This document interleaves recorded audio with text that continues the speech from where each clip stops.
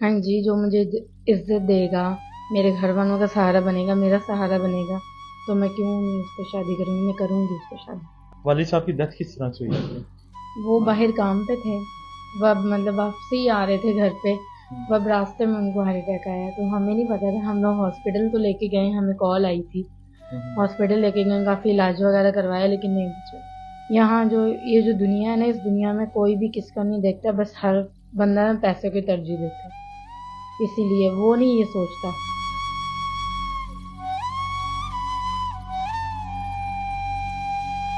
अस्सलाम वालेकुम नाज़रीन, मैं आपका मेज़बान अरसान राजपूत। आज हमारे साथ कई साला मुक़द्दस मौजूद हैं जिनके ना भाई हैं ना बहन है, बाप की भी डेथ हो चुकी है, माँ जो है वो वेंटिलेटर पे पड़ी हुई है।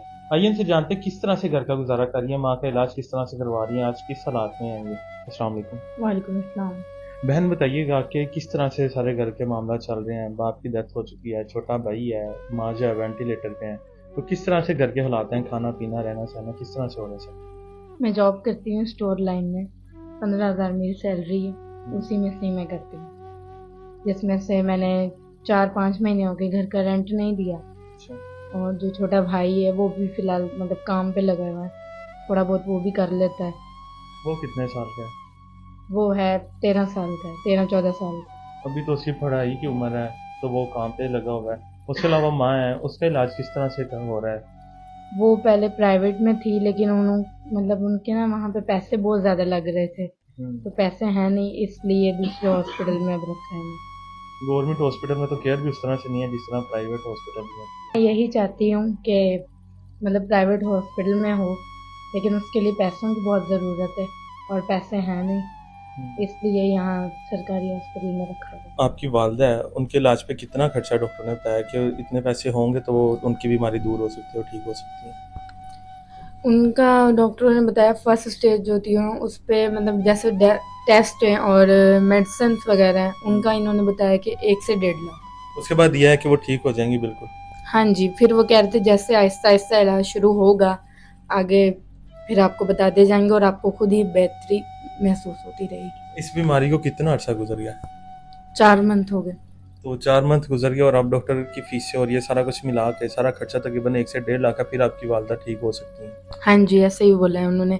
उन्होंने कहा है कि अगर ये आप खर्चा मतलब पे करें तो आहिस्ता आहिस्ता आपकी मम्मा ठीक हो जाएंगी। फिर जब वाली साहब थे तब जिंदगी किस तरह से चल रही थी और अब जिंदगी किस तरह से चल रही है? वालिद साहब जब थे घर का गुजारा बहुत अच्छे से हो रहा था, कोई परेशानी नहीं थी, कोई कुछ नहीं था, लेकिन जब से उनकी डेथ हुई है तो काफ़ी ज़्यादा मुश्किलात हो गई हैं घर में, मतलब कभी खाने का मसला, कभी पानी का, ये वो काफ़ी सारे मसले मसाइल घर के, घर का रेंट, बिजली के बिल, अब वो नहीं है तो काफ़ी सारी मुश्किलात हो गई हैं। वाली साहब की डेथ किस तरह से हुई थी? वो बाहर काम पे थे, वो अब मतलब वापसी ही आ रहे थे घर पे, वो अब रास्ते में उनको हार्ट अटैक आया, तो हमें नहीं पता था, हम लोग हॉस्पिटल तो लेके गए, हमें कॉल आई थी, हॉस्पिटल लेके गए, काफ़ी इलाज वगैरह करवाया लेकिन नहीं।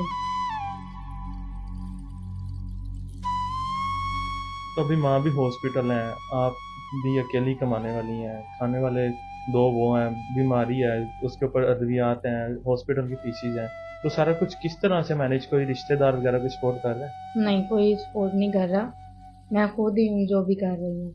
अभी जहाँ आप रह रही हैं रेंट का घर है, उसका कितना रेंट है, उसके बिल वगैरह भी हैं, 15,000 आपने बताया आपकी सैलरी है, तो सारे मामले किस तरह से, कितनी मुश्किलात हैं आपके साथ, रिश्तेदार हैं वो कोई नहीं सपोर्ट करता कि चलो अकेली है बेटी है, उसकी माँ का कोई सहारा बन जाए या उसके साथ कुछ हेल्प कर दें उनकी? नहीं, किसी ने कोई हेल्प नहीं की, लेकिन बस 4-5 माह हो गए रेंट नहीं दिया, बिजली के बिल वगैरह भी नहीं दे रहे, काफ़ी सारी मुश्किलें हैं। और जो मालिक मकान है वो आए दिन दरवाजे पे आता है, इतना परेशान करता है, इतनी बदतमीजी करता है, वो यही बोलता है कि मेरा रेंट दो या तो फिर मेरा घर खाली। तो उसे ये एहसास नहीं है कि आपकी वालदा हॉस्पिटल में पड़ी हुई है, तो आपने उसे बताया नहीं है, उसे ये इस चीज़ का एहसास नहीं है कि अकेली बेचारी है कमाने वाली, तो वालदा भी हॉस्पिटल है, रेंट दें या अपने वाली वालदा की अद्वियात पूरी करें? यहाँ जो ये जो दुनिया है ना, इस दुनिया में कोई भी किसका नहीं देखता, बस हर बंदा ना पैसे को तरजीह देता है, इसीलिए वो नहीं ये सोचता। अच्छा, अभी आप अकेली हैं, रिश्तेदार भी कोई आपको सपोर्ट नहीं कर रहा, कोई हेल्प नहीं कर रहा, तो हमारे जो देखने वाले हैं उनमें से कोई आपकी हेल्प करना चाहे या आपका सहारा बनना चाहे, आपको छत देना चाहे, तो क्या आप उसके साथ आगे ज़िंदगी में चलेंगी? हाँ जी, जो मुझे इज्जत देगा, मेरे घर वालों का सहारा बनेगा, मेरा सहारा बनेगा, तो मैं क्यों नहीं उससे शादी करूँगी, मैं करूँगी उससे शादी। अक्सर हमने देखा है कि जो लड़कियां होती हैं उनके ख्वाब होते हैं कि अच्छा लड़का हो, वेल सेटल्ड हो, वेल एजुकेटेड हो, और उसका अपना घर हो, गाड़ियां हो, बंगले हो। तो आपका भी ऐसा कोई है? नहीं, ऐसा कुछ भी नहीं है, बस इज्जत देने वाला हो और सहारा बनने वाला हो, अच्छा हो, बस। जी, तो नाज़रीन, आपने बहन की कहानी सुनी है कि इनकी वालदा हॉस्पिटल में पड़ी हुई हैं, वालिद साहब की डेथ हो गई है, छोटा भाई है वो भी पढ़ने की उम्र में काम कर रहा है, ये भी जॉब कर रही हैं, जॉब करके अपने घर का गुजारा कर रही हैं, खाना पीना कर रही हैं, माँ की हॉस्पिटल की चीज़ें वगैरह देख रही हैं। जो भी नाज़रीन इनके साथ रब्ता करना चाहते हैं, इनकी हेल्प करना चाहते हैं, इनका सहारा बनना चाहते हैं, नंबर स्क्रीन के ऊपर चल रहा है, क्योंकि बेचारी पहले ही बहुत ज़्यादा परेशान है, इन्हें तंग ना करें, सिर्फ हेल्प करें, या फिर जो इनके साथ वाकई सीरियस है सिर्फ वही लोग रब्ता करें। इसी के साथ हमें इजाज़त दीजिए, मिलते हैं अगली वीडियो में, तब तक के लिए अपना निगह।